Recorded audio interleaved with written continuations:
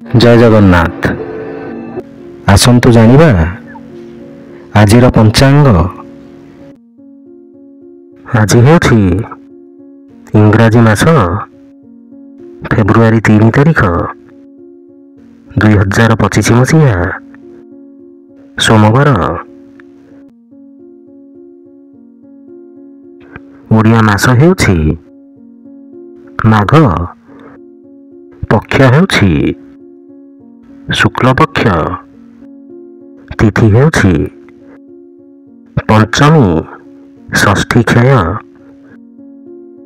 नक्षत्र हेउछि रेवती नक्षत्र मकर। दिन 21। पुरी को सूर्योदय समय हेउछि 6:25 और सूर्यास्त समय हेउछि 5:36। जय जगन्नाथ।